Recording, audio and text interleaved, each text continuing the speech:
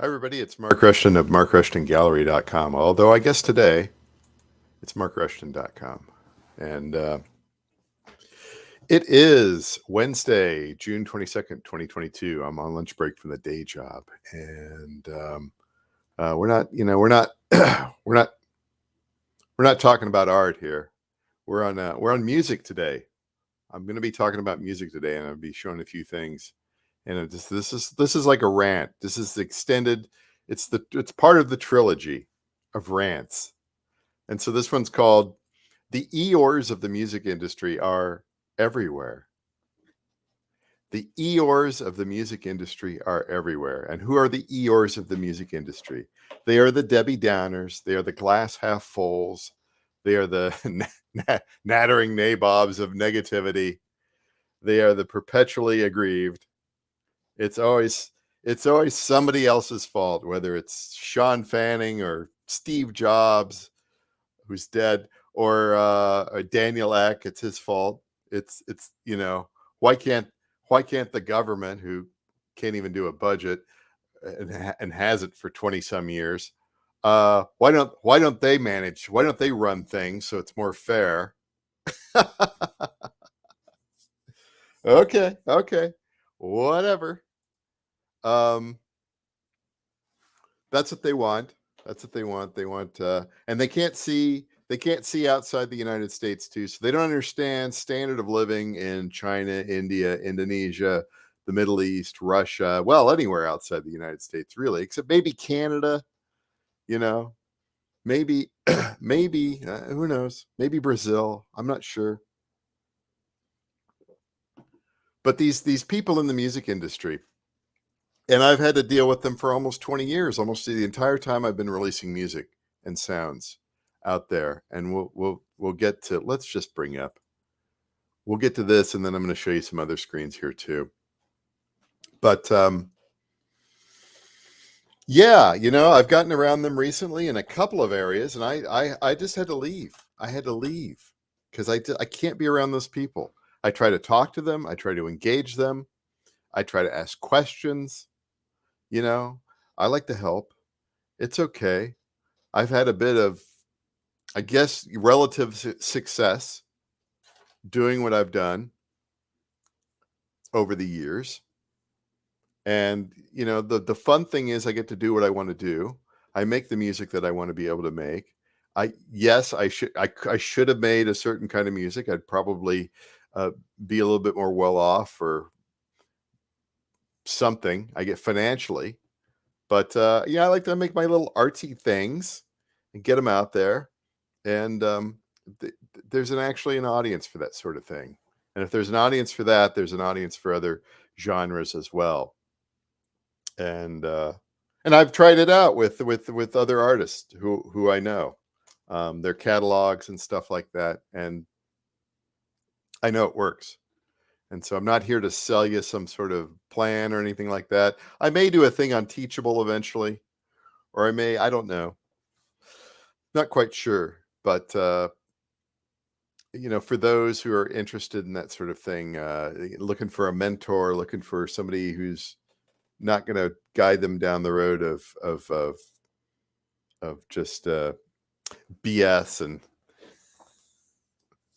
hand holding and what's the other thing? I'm not going to tell you a bunch of stuff that's just not true, right? So, and I'm not saying that most people, just a lot of people out there, as far as musicians are concerned, or recording artists, they do this inadvertently. They've been listening. They're in an echo chamber. They're in a bubble. They listen to each other, and it's so easy to go the negative route. It's so easy to say everything sucks. It's so easy to say there's never been a worse time than now, right? And I'm not a Pollyanna, right? I'm not a Pollyanna. I'm not sitting there saying everything is perfect. And I'll get into that here in a little bit with regard to the music and the music industry. I don't really care about the music industry, other than I'm sort of operating on the fringes of it, and I'm making it work. And what's wrong with that? I'd like to know, because here I go again. on my own, going down that lonely road I've never known or whatever. I like how nobody's on this. Nobody lives on this. So they'll watch this in the back end. That's okay. So let's talk a little bit about this. The Eeyores. The Eeyore, of course, is in Winnie the Pooh. Looks like rain, and just everything's negative with Eeyore. But we love Eeyore, right? We love Eeyore. It's okay to have a little bit of a contrarian view. That's okay. But when the facts of the situation, and if you don't chart it out, if you don't map things out over time, you don't really get an appreciation for it. So when I got into music, publishing music about 20 years ago, um, there were just a handful of distributors, and they were it was really more still focused on CDs. CD Baby was the first distributor that I used, but that was 2004, and I started. It took forever to get music distributed back then, but eventually I got my music onto iTunes and Amazon and Sony Connect. And what were the other things around? Walmart had something, maybe, I'm not sure. There was Ruckus. There was all these little tiny things that just died. Omniphone. What else was there? I can't remember them all, but there were, a lot have come and gone over the years. Pandora. Of course, Pandora back then, if you wanted to they didn't have an on-demand streaming site. If you want to get on the radio side, it was a whole nother set of hoops you had to jump through. And that took forever. And you had to have a CD commercially released. And eventually they allowed you to do it through Amazon. And everything had to be in its place. And you mailed the CD to them. And they got back to you in 6 to 8, 9 months. That's how things worked. I mean, that was just like, what was that? 14 years ago, 2008. I went through that. Things are a lot easier these days, right? And you have all these streaming services worldwide. You just don't. Spotify. And let me bring it over here. It's one of my public playlists just for stuff I've liked this year here. Spotify. Let's shrink me down a little bit here. The world is much bigger than just Spotify. I know Spotify claims to have a lot of listeners and a lot of subscribers and everything like that, and that's probably true. But there's more to it than that, right? There's more to it than just Apple Music. And why does everybody mention Tidal? There's hardly anybody on Tidal, and Tidal fancies themselves. Tidal is proud to not be we do not consider ourselves a social network. You can't share things easily. Discovery is very difficult. It's like, okay, who thought that was a good idea in this day and age, right? So there's that. But I'm on Tidal. I push playlists. I craft playlists. I push them to Tidal. I'm on other streaming services around the world. Claro Musica, Geo7, KK Box. It's a Chinese thing. I'm trying to get on Resso, but that's difficult because I'm not in like India, and the VPN thing doesn't work. And I've been trying to hire somebody to create an account for me so I can push stuff there, because people are halfway around the world. Some of them are interested in what I have to do. And that's how you market and merchandise your music, your sounds. You have to be everywhere. You have to be everywhere. So let's just go through everything here. I did 10 minutes already into this practically. I don't have forever, but I do love to chat about this sort of thing, just because I'm like a dog with a bone. Recently, and I probably should have done this years ago, but that's okay. Now's the best time to be starting this sort of stuff. I started putting some of my music and sound effects in Pond 5, which is now owned by Shutterstock. And so they're out there available for use. I mean, if you're a content creator, whether it be video or podcast or something like that. You can go out there, you can listen to my stuff. You can also contact me and say, I don't want any of this stuff, but I heard one of your other tracks. Could you put that in Pond 5 for me to license? And I would say, yes, I will try to do that. That's one thing that I've started doing here recently. So this is a new thing. This is long term. I'm not expecting to grow flowers in the desert here, but if I put this out here, I don't expect everybody on Pond 5.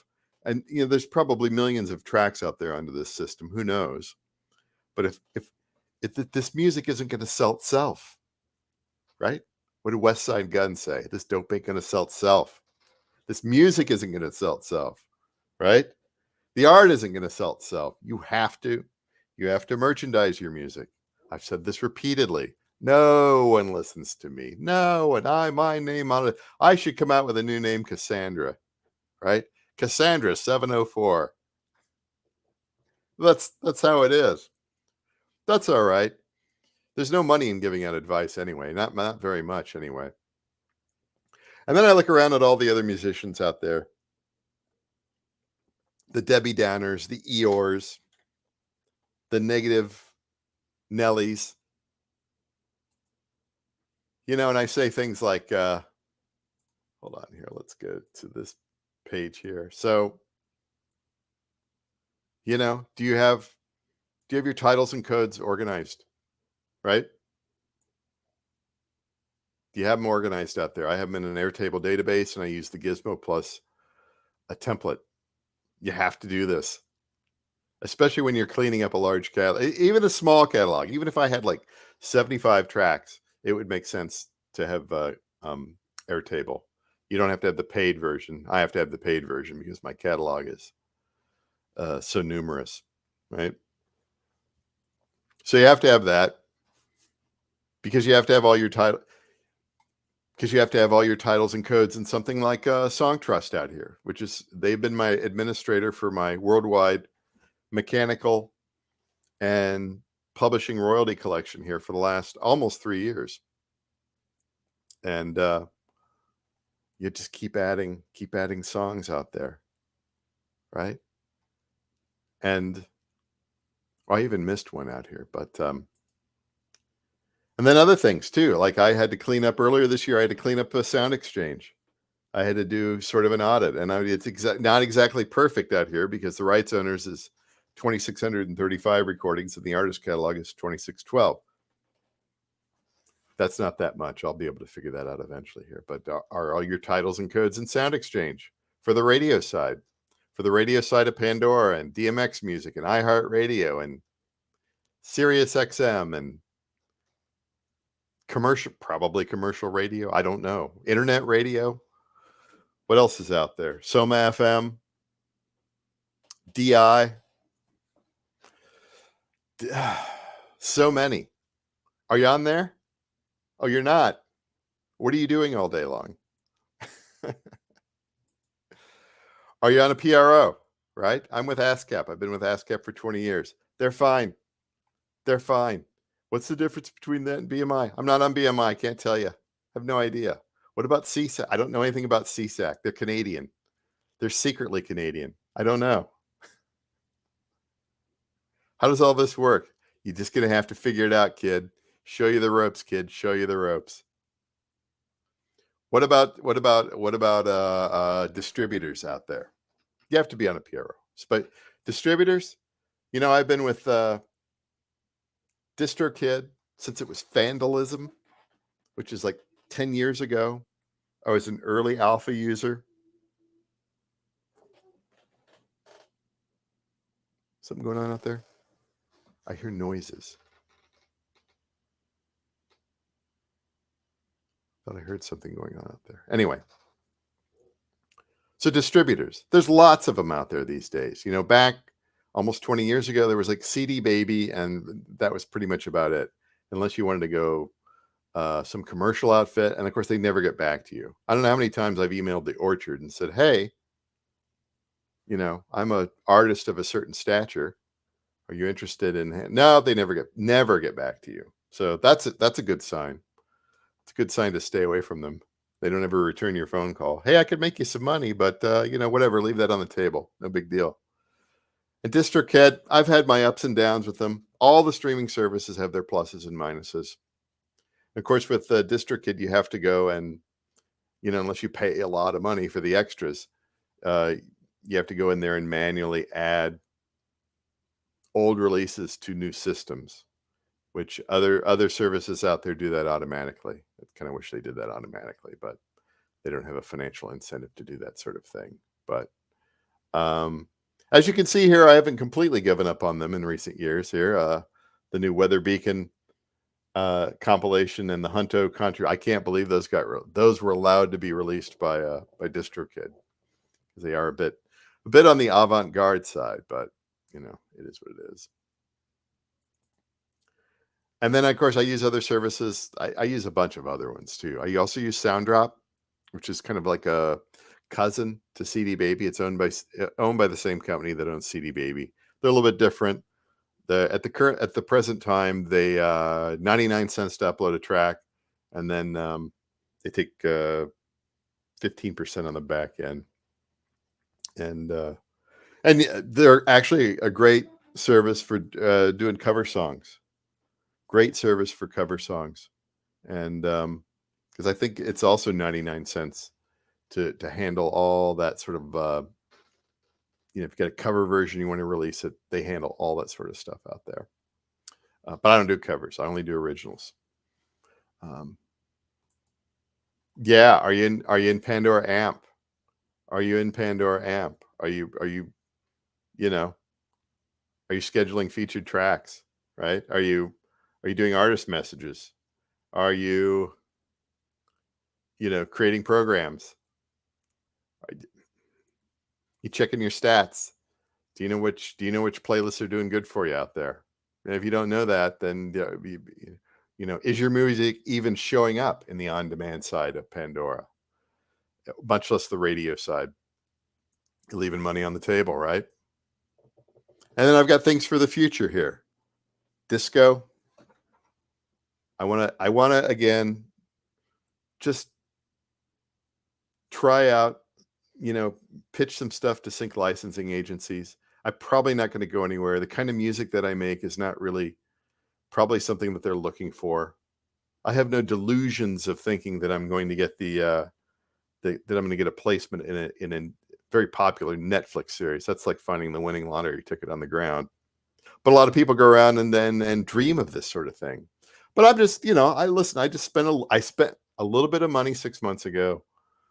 I got access to Disco. I got access to Discovery Suite. I'll probably pay for it for a few more years and just slowly figure it out over time. It's not exactly the easiest interface to learn, but I've learned it to a certain extent, and it's okay.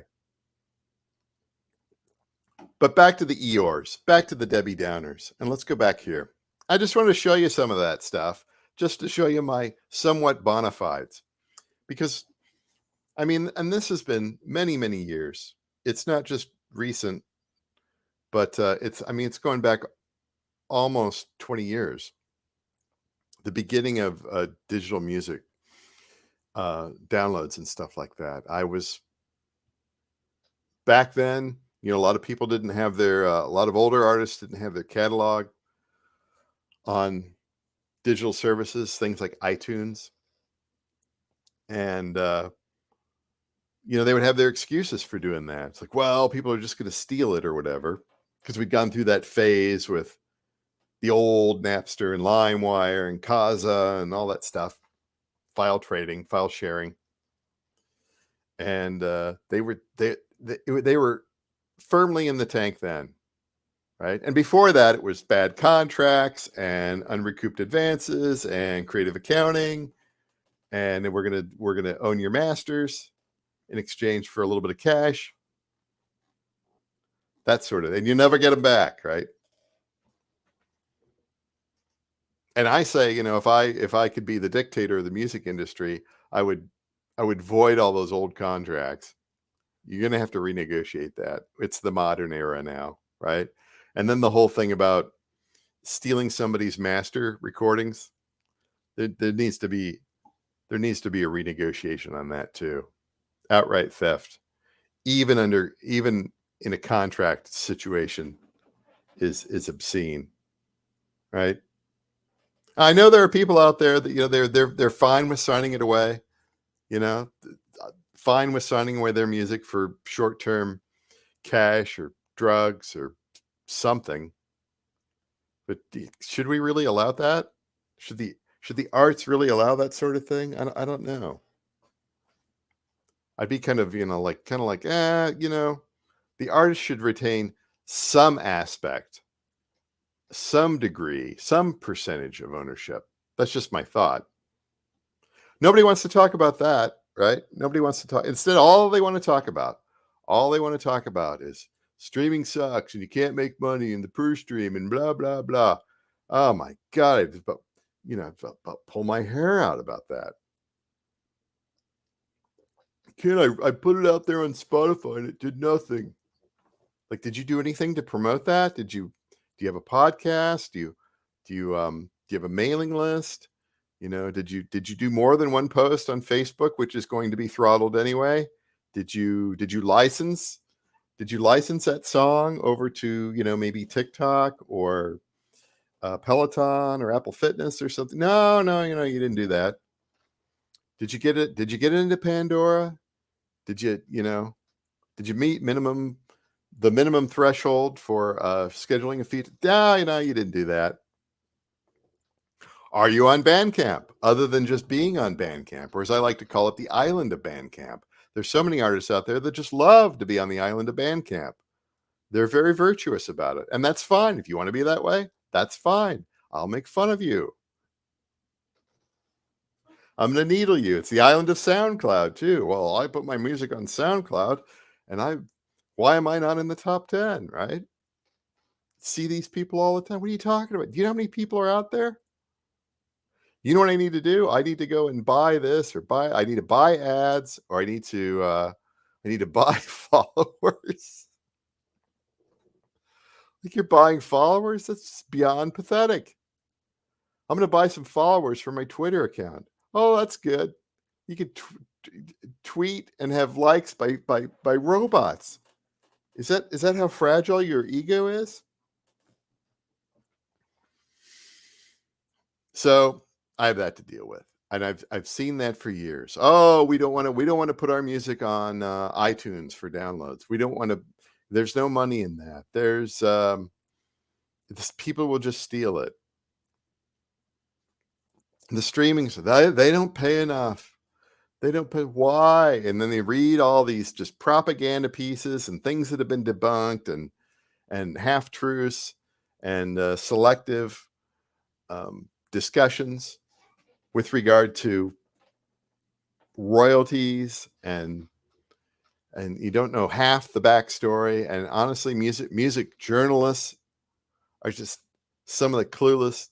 Maybe they're not clueless. Maybe they're just propaganda merchants. Maybe they're just looking for the clickbait, because it is reliable clickbait to go and write something disparaging about the music industry that's sort of not true, or we can kind of run with it. Or maybe I have friends in Brooklyn or whatever who are in the industry, and they're upset because they can't afford to live in Brooklyn, and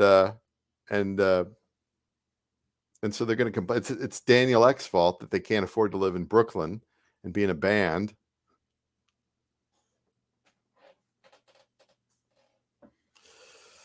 Who moved my cheese? Just all that sort of stuff all the time, everywhere. These people are everywhere. I can't be associated with them anymore. I just can't. And you think you find your people, you think you find kindred folks, and there's a few of them out there. They get it. Maybe they understand. Maybe they're just starting out. Maybe they've got their fingers in other pies, irons in other fires, that sort of thing. Maybe they can't. Maybe they're not going to do exactly what I'm going to do, and you don't have to do things the way that I do, because I barely know what I'm doing myself after all these years.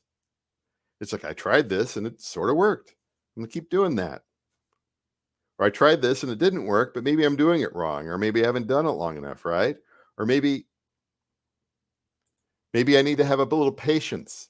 Maybe I need to merchandise this stuff. Maybe this music isn't going to sell itself,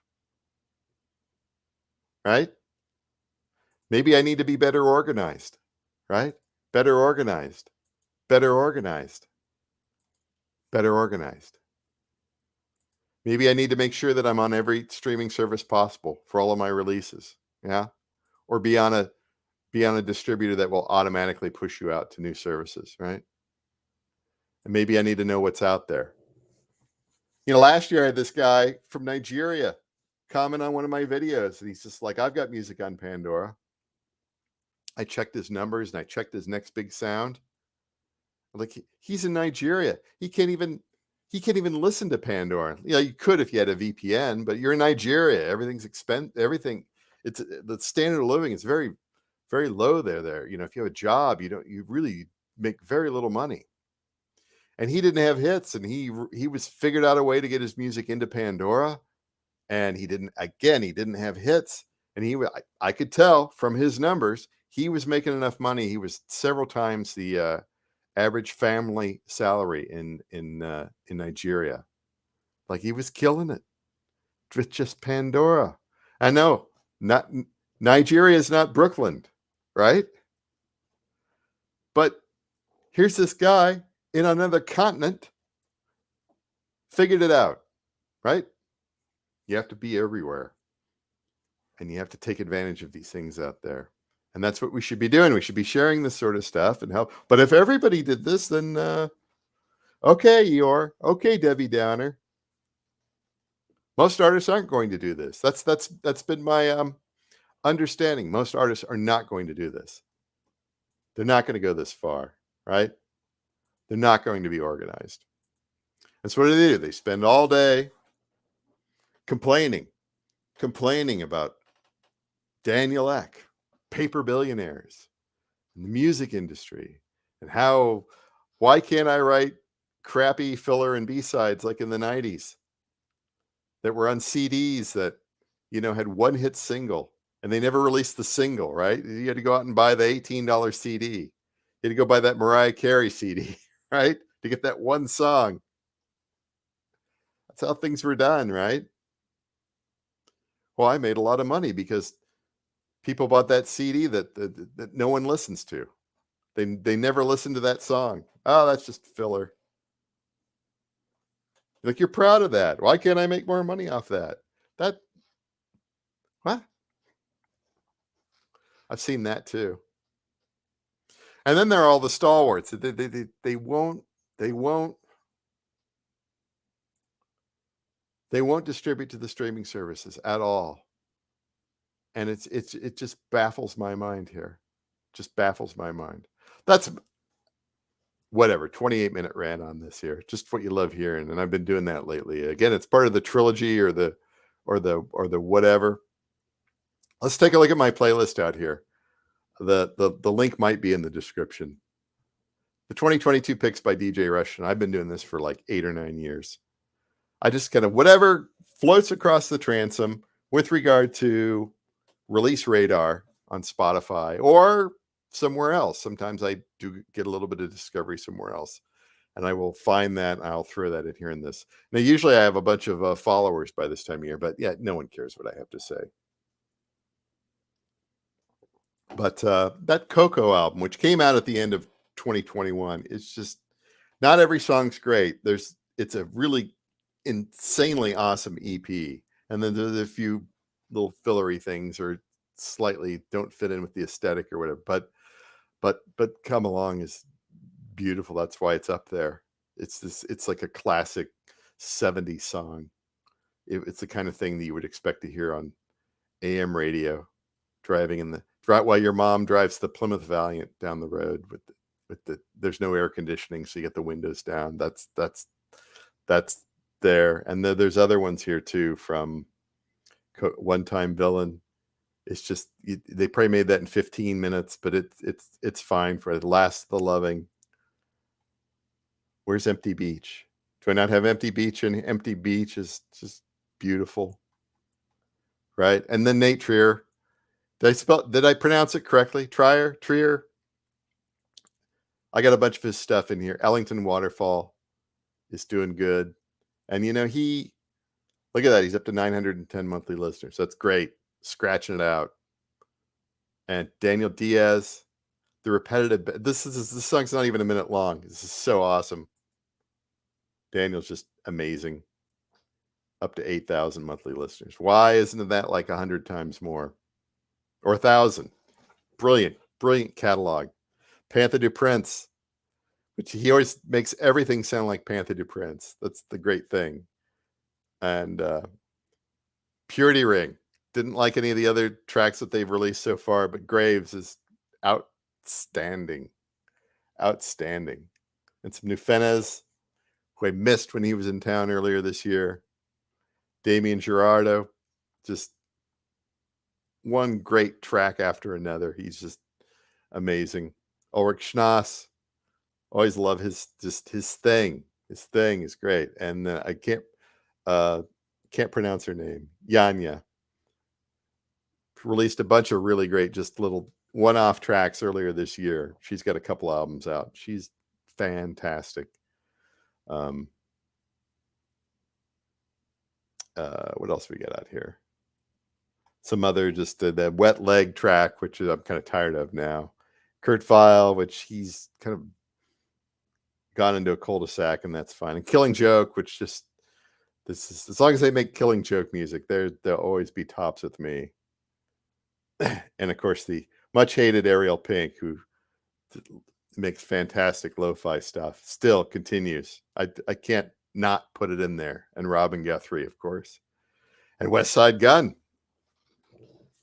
because this music isn't going to sell itself. So this is the sort of stuff that has crossed my transom in 2022, and it's an extremely eclectic playlist. I can understand why there are no followers, but maybe over time, right? I don't know. It's maybe I need to rearrange it or something. I don't know. Wow. 32 minutes. I got to get back to the day job here. I can't believe people have been hanging out with me here. No comments. That's all right. But it's my little rant here. Music chat. Yeah, the Eeyores are everywhere. The Eeyores are just absolutely everywhere. And I can't be around them in any capacity. So whether it's your message board or your Discord or your comment section or whatever, I can't do it.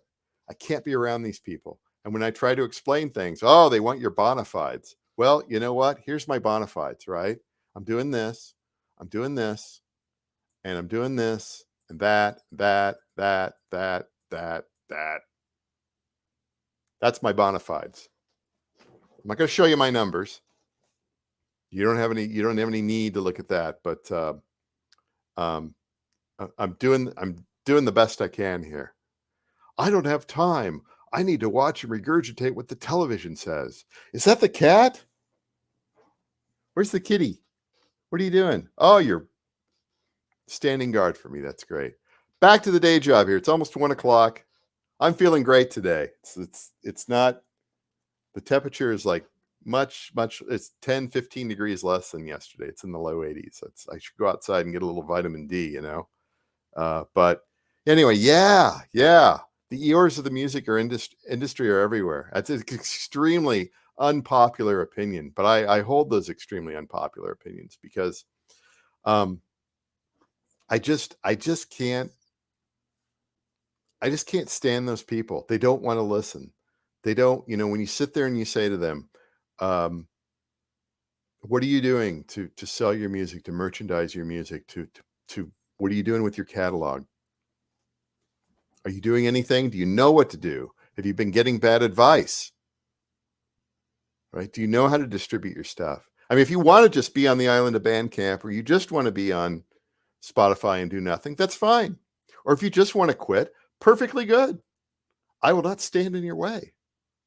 But, if you're a musician and you like what you're making and you think it's okay, that's fine. And I make my little bits, and they're not setting the world on fire, but they're good for me in the moment, and I appreciate them. There's nothing wrong with getting it out there and showing it off to the world, to be discovered, maybe, you know?